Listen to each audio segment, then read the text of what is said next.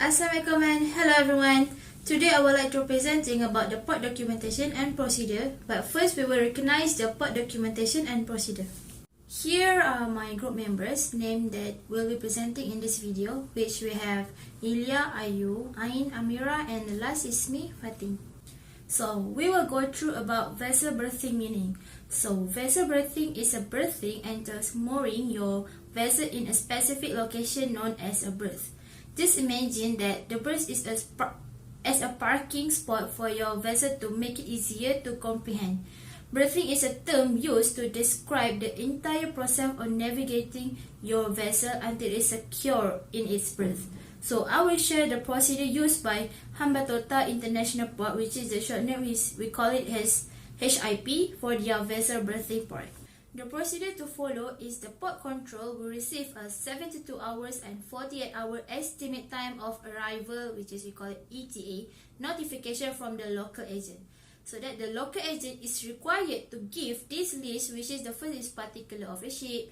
After that, with Sri Lanka Port Authority as SLPA Safety Division approved dangerous cargo declaration DCD for relevant voyage. Then PNI for voyage year accepted by Sri Lanka Port Authority SLPA, and after that we will port of call list. Next, they need a Ministry of Defence, which we call it an MOD, and Sri Lanka Navy SLN approval for vessel carrying arms and ammunition. Foreign Ministry and MOD approval for foreign naval vessel.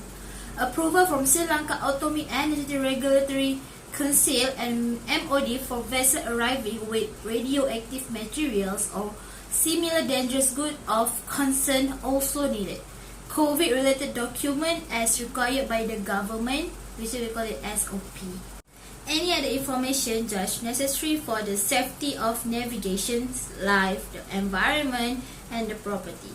Before carrying any weaponry, ammunition, or radioactive items, a vessel must acquire authorization from HIP, SLPA, the Sri Lanka Navy, and the Atomic Energy Regulatory Council, and the Ministry of Defence. That's all the list that the local agent need to prepare. Next is the finance department must affirm that the vessel port dues have been paid for the relevant voyage. Third procedure is assign a vessel reference number to the voyage and send it to billing department, HIPG or HIPS, finance department or the local agent. And before starting the operation, make sure you have the OK to berth approval from the port health officer in Hambantota. After that, the vessel traffic management system will update about the vessel profile create and create vessel schedule for intended voyage. Assalamualaikum and hi to my fellow audience. My name is Nur Hidayah binti Usni and my matric number is 10DLS20F1020. Now, I will continue for the next procedure, which is the inbound vessel must contact the Hambantota Port Control. For the process, before 2.0 hours to the pilot boarding guard, inbound vessel must call Hambantota Port Control on VHF channel 16 or 10 when within range. It's for the must give required information. The required information such as know the estimated time to the pilot boarding ground, next LOA breed of the vessel, the arrival, drop forward and the aft, the design of the ship flag, the last port they go into, the bow thruster and the characteristic, the cargo information, the mooring line type and condition, the total crew and their head condition, also any other information which may deem necessary for the safety of navigation, life, environment and the property. Next, the other information is notify the vessel of the pilot ladder configuration and taking into account the wearer and the vessel freeboard. Next, Hambantota International Port must stand by 1 hour early the tugboat, pilot, launch, berthing officer, mooring crew, duty manager and vehicle driver to get ready. Step 7 is guide and monitor the vessel. While waiting the pilot arrive, they must guide and monitor the vessel. Moreover, next is update the documents. Inbound vessel must update the document, which is a logbook arrival and departure log, the monthly report, VTMS system, and lastly the file form. For the second last procedure is important information. Must contact detail to the Hambantota International Port in the event of emergency situated related to pollution, fire, bad weather, evacuation, and defective navigational aids. For the last procedure is Sri Lanka Navy coordination. Okay. Any information on security or any other unusual situation at Hambantota International Port that require immediate attention should be reported to Sri Lanka Navy in Hambantota. For the flowchart of the procedure, next slide I will show you briefly about procedure vessel berthing in Hambantota International Port. As you can see, this is the flowchart. It has 10 steps of the procedure. The first one is have to notice the port control. Second one is local agent has to provide something. Third step is must allocate the vessel reference number. After that, it must make approval from head officer Hambantota. For the fifth, he must update the VTMS. For the inbound vessel must contact Hambantota International Port for further business. Moreover, it must guide and monitor the vessel. Next is have to update documents and inform the important information. And last but not least, Sri Lanka Navy coordination. So that's all from me. I will pass to the next presenter. Thank you. Hi guys, my name is Nur Amira Nafisa binti Manazi. My metric number is 10DLS20F1009. So, today I would like to tell you about the process of moving cargo, which involve 9 steps. Okay, let us start. The step 1 is negotiate and sign a contract. For your information, this is the most important step for the company profit. You need to negotiate with a customer and finally sign the bargain trade contract to the shipment. And the second step is apply for export license. If your company does not have an export license yet, you need to apply for it, the form of a one-time application. And the next step is booking and taking over an empty container. If your company shipment is sold at CIF, you must contact the shipping company or FWD to determine the best shipping price for the shipment. If you are selling under term of FOB, you do not need to contact the booking trains as the consignee is the one who made the booking.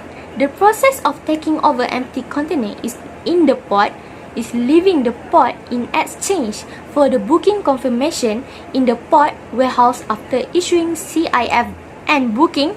This order is used to confirm to the shipping company that you have agreed to take over and seal the container.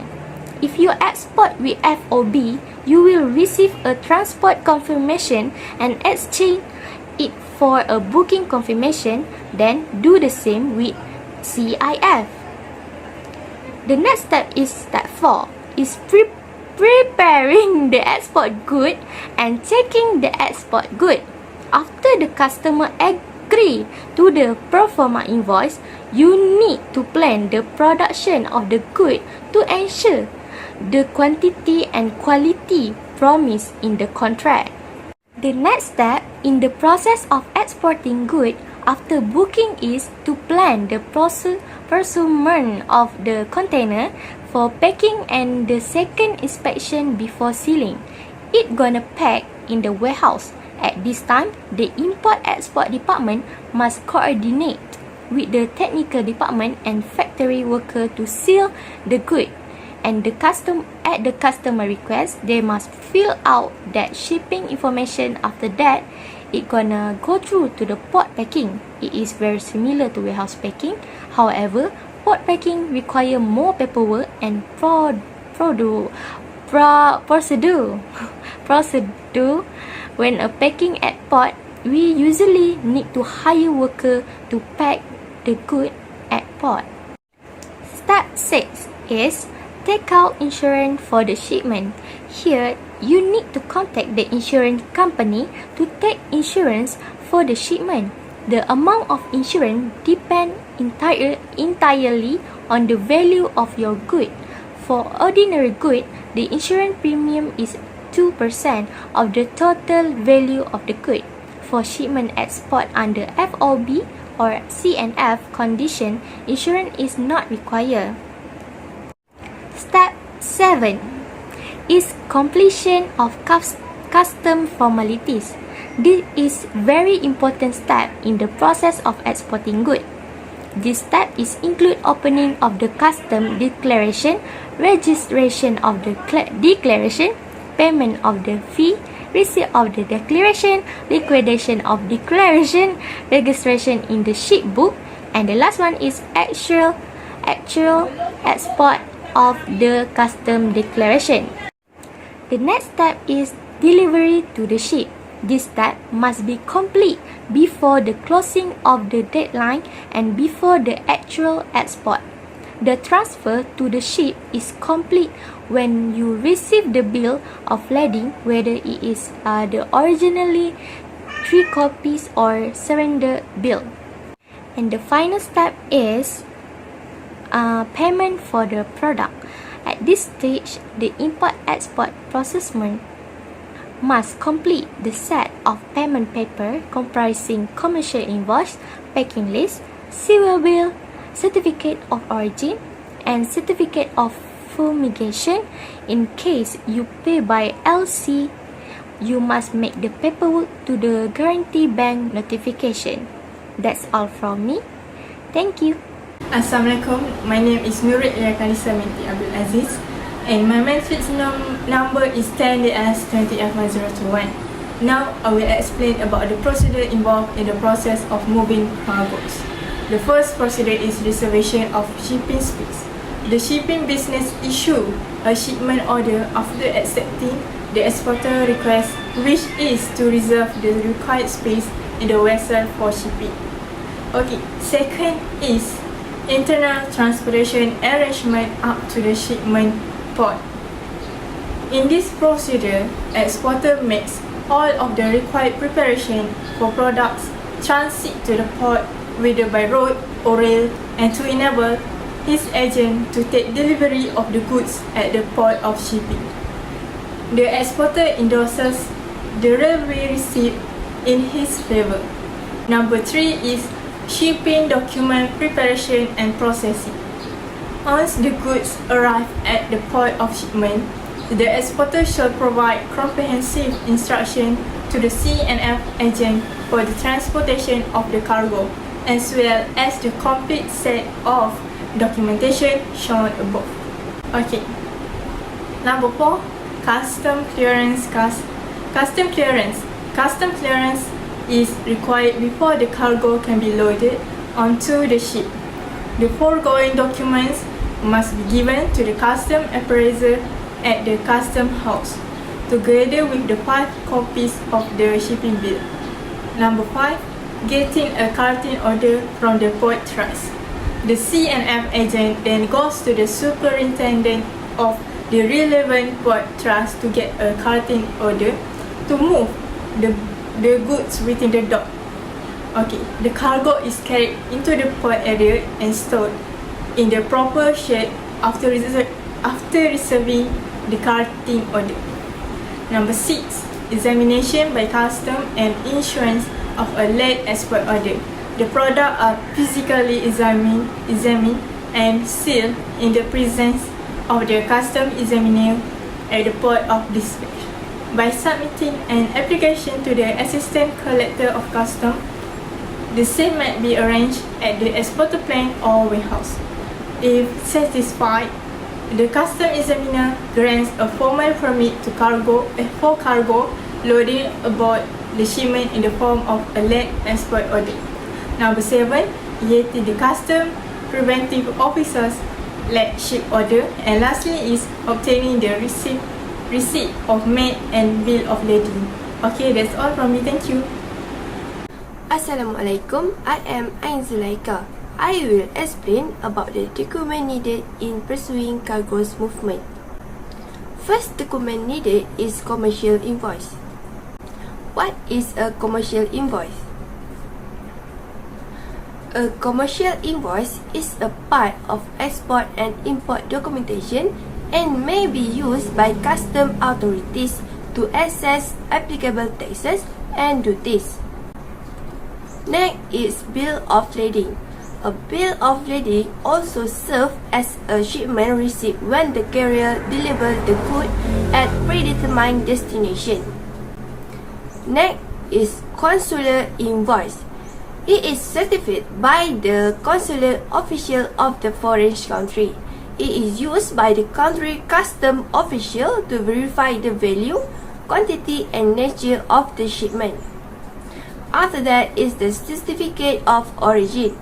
A certificate of origin, or called CO, is an important international trade document that certifies that goods in a particular export shipment are wholly obtained, produced, manufactured, or processed in a particular country. Next is inspection certificate.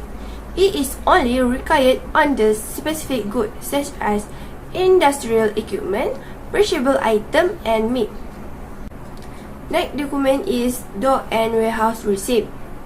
It is document that ensure the carrier is accountable for the safe custody of the good until it is delivered to the destination. After that, destination control statement.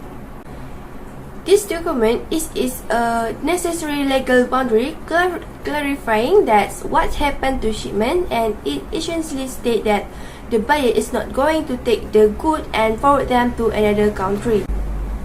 Next is certificate of insurance, or called COI. A COI is intended to prove a policy status, provide a quick access to its coverage detail, reduce risk exposure, and protects against third-party liability. We move to the export license. Licensing procedure to export goods to a country is almost same worldwide. You can register the license with Companies Commission of Malaysia. And the last one is export packing list. It is document used in international trade. Other names used to describe a packing list are bill of parcel, unpacking note, delivery docket, delivery list, manifest shipping list, and customer receipt. That's all from us. Thank you.